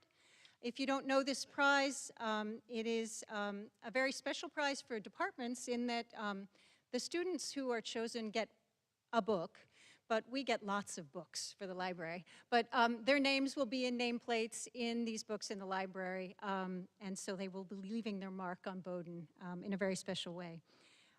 This year, this award is split by two students, one in Hispanic Studies and Francophone Studies, and the other in Francophone Studies and Italian Studies, who also does a little Spanish. Acadia Elizabeth Mezzofanti and Carolyn Louisa Daigle.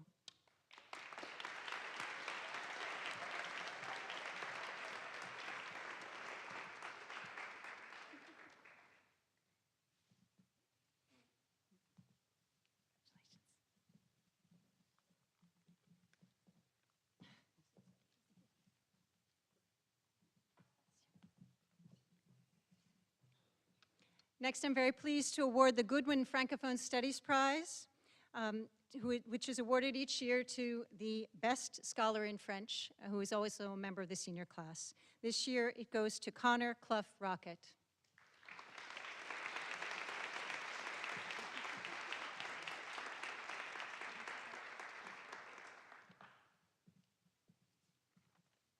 Finally, our sophomore prize, the Eaton Leith Francophone Studies Prize, will be shared this year by three outstanding students. We had a very difficult time deciding because we have so many majors. We do, though, really. But we did have a very difficult time deciding, so we decided to elect three. Elizabeth Mensher-Alexander, Anna Dixon, and Jamil Gutzman. Congratulations.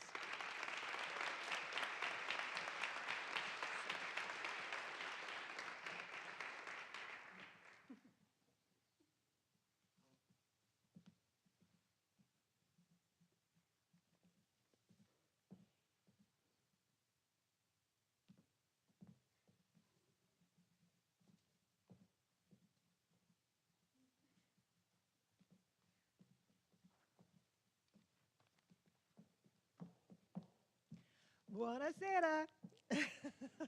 I'm obviously from the Italian side of the program, Allison Cooper. It's my pleasure tonight to award two students prizes in Italian studies. The first is the Dante Prize, which was established in 2010 by the generous donation of Zachariah Messi, class of 90. And it is awarded to the student who writes the best essay on Dante or Italian literature. The second prize that I'll be awarding tonight is the Raimondi Prize in Italian Studies. This prize, also established in 2010 and also by the generous donation of Zachariah Messi, class of 90, honors the most outstanding student in Italian studies to include language and culture. The two students who will be receiving these prizes this evening are, for the Dante Prize in Italian Studies, Acadia Elizabeth Mezzofanti, and for the Raimondi Prize, Alexa Gray.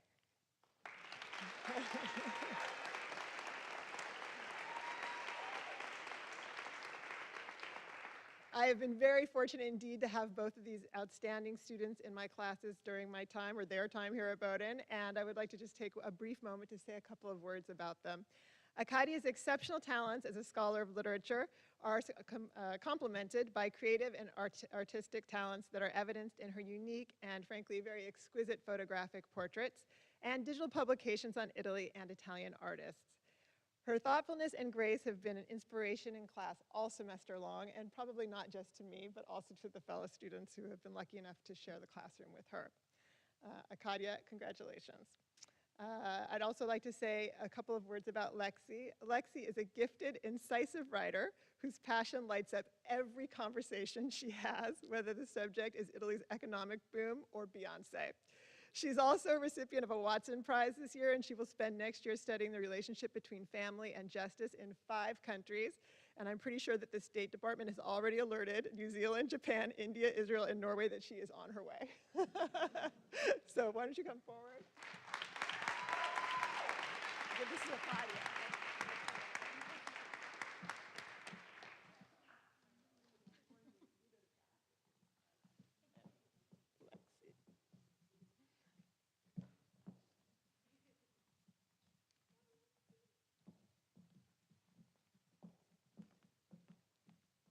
On behalf of my colleagues in Hispanic Studies, I'm delighted to present 2 awards tonight.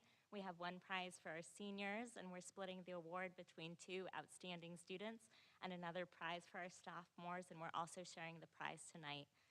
The senior prize is called the Philip C. Bradley Hispanic Studies Prize, and it was established in 1982 to honor the memory of Philip C. Bradley. And this award will go to Cordelia Stewart and Evan Walters.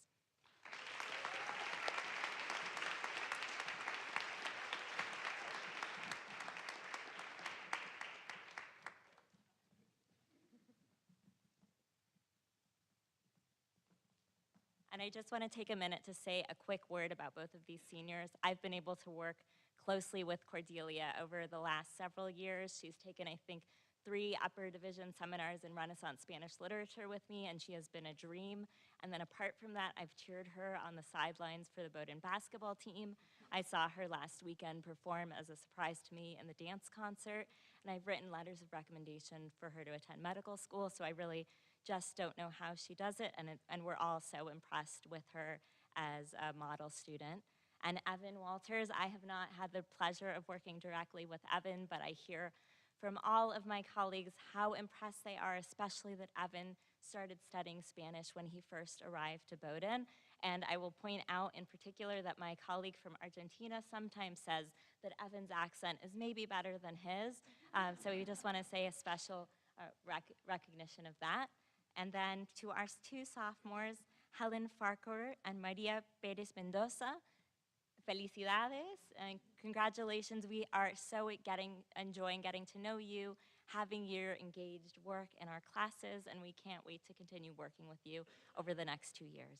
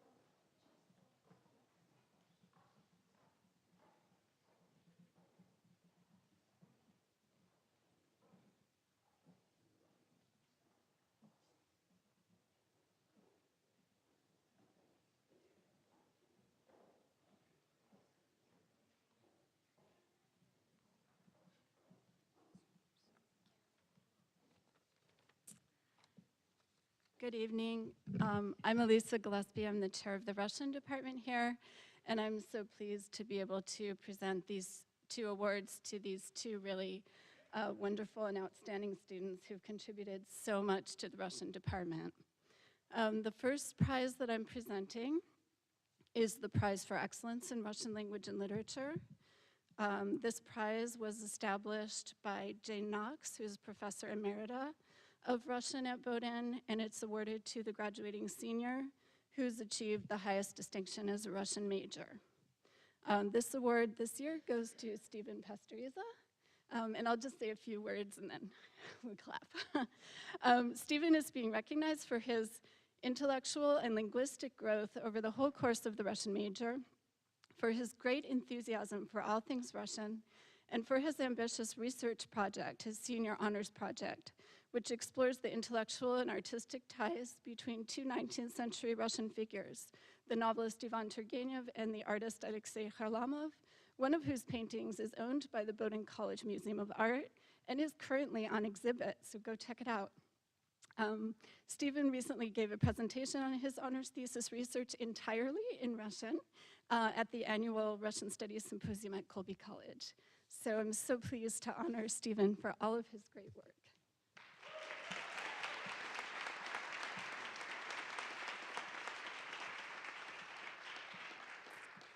And our second award is the Russian Scholar Laureate Award. This award is given by the American Council of Teachers of Russian.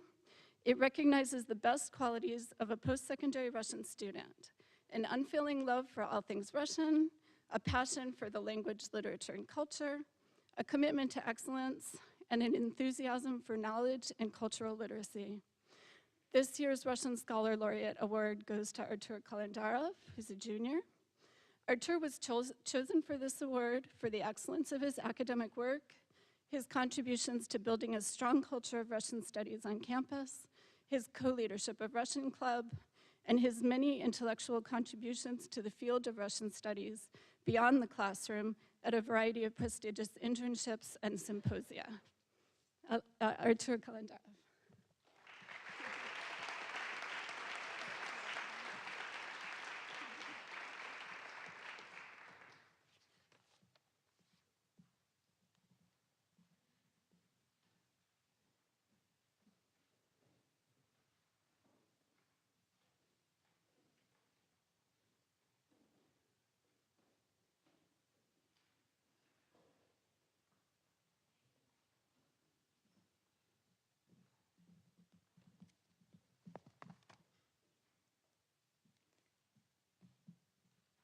Hello, everyone. I'm Krista Van Vliet and chair of the Department of Sociology and Anthropology. I have 2 awards to present tonight.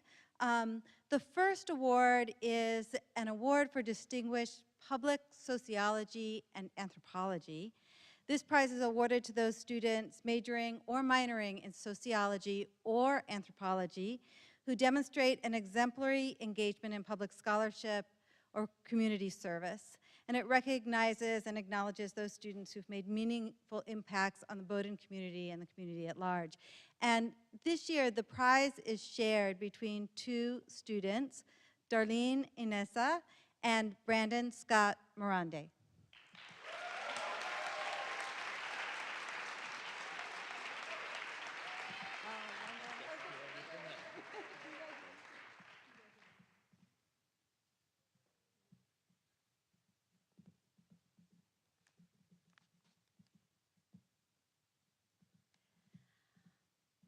I have a second prize to award, and that's the Elbridge Sibley Prize. The prize was established in 1989 in honor of Elbridge Sibley by Milton M. Gordon, class of 1939, who was a student of Professor Sibley's. And this prize is awarded each year to the member of the senior class majoring in sociology or anthropology who has the highest mid-year general scholastic average in his or her Bowdoin class.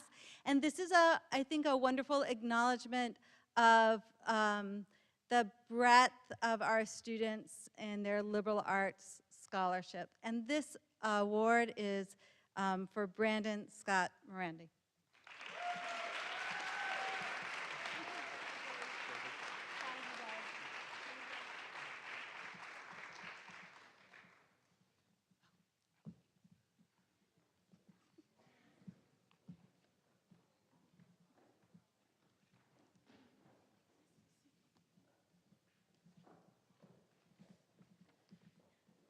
Congratulations, everyone. We have arrived at the end of the alphabet. While people are coming up on stage, I'd also like to take this opportunity to inform you that I'm changing the name of the department to the Department of Dance and Theater, so we can move further up in the alphabet. My name is Sarah Bae-Jung. I'm the chair of Theater and Dance, where we believe it is not the number of majors you have, it is the size of the prizes you give.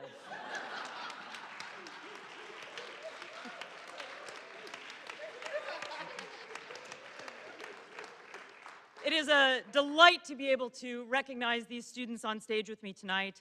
Our first award is the Bowdoin Dance Group Award. It goes to an outstanding senior dancer who has shown tremendous energy, talent, creativity, and a lively spirit. In the lively, imaginative spirit of the class of 1975, the first graduating class of Bowdoin dancers, and not coincidentally, the first graduating class of Bowdoin women. This award this year goes to Gina Ficara.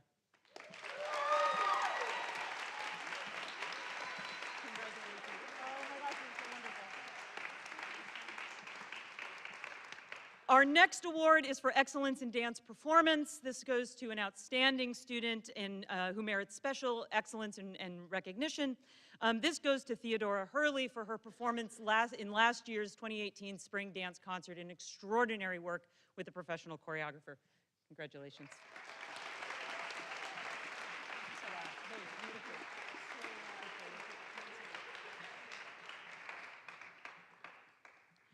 Our next award is for outstanding contributions to theater and dance. This goes to students who, through consistent, generous, and varied activities, enrich the department's culture, raise the quality of its productions, lift the spirits of its students, faculty, and staff. I can't think of anyone more deserving than our two winners for this award tonight, Aziza John Muhammad and Mackenzie Schaefer.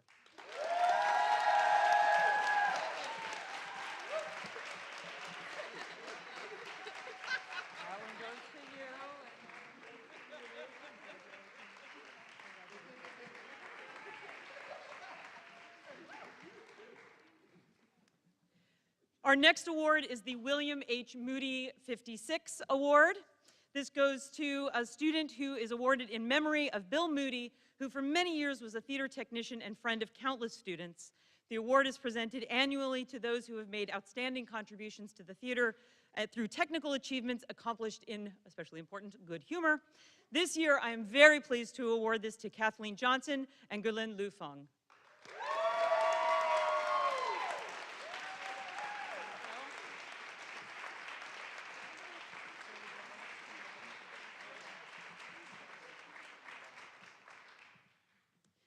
Our next award is the Abraham Goldberg Prize, given annually to those members of the senior class who've shown the most skill in the art of designing or directing plays. This year, it goes to Edward Hugo Hentoff.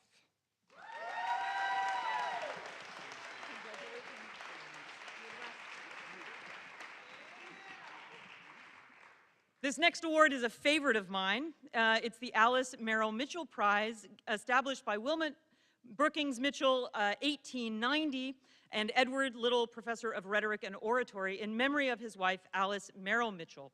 It is awarded annually to a member of the senior class who has shown the most skill in the art of acting, in recognition of Alice Merrill Mitchell, who for many years was one of the available females for female roles on the Bowdoin stage. This year it goes to Sally Rose Zuckert.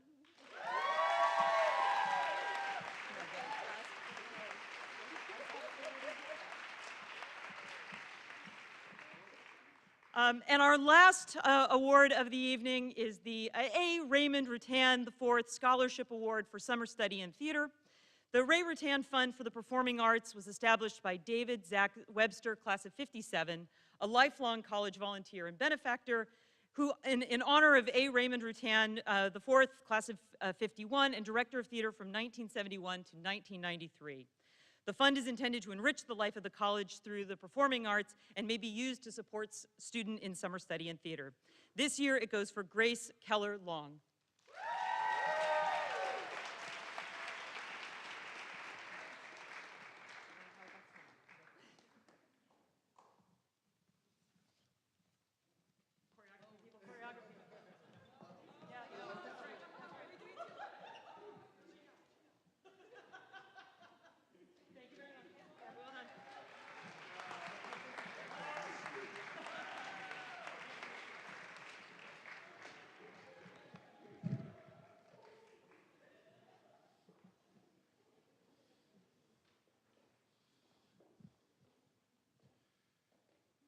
Sarah has aptly demonstrated why it will never be dance and theater and always theater and dance.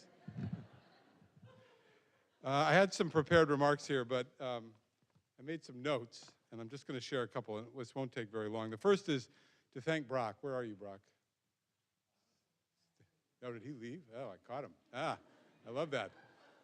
Awesome, even better, right? Gas baggy, a new term perfectly appropriate for college presidents. So I'm going to remember that. On a more serious note, I just want to say two things. Peggy, that was a remarkable talk. Thank you for that.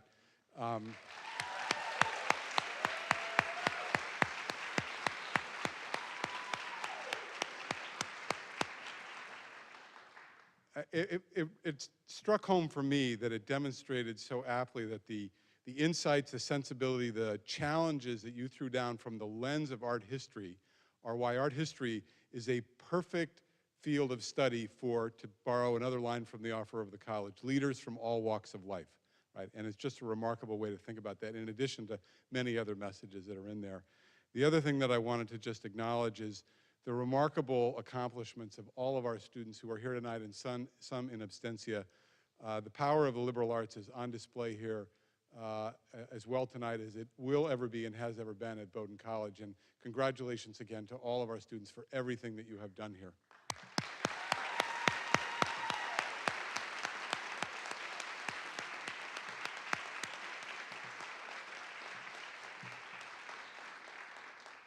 So to close our program, I'm going to invite George Lopez back to the piano and Evelyn Beliveau, Evelyn?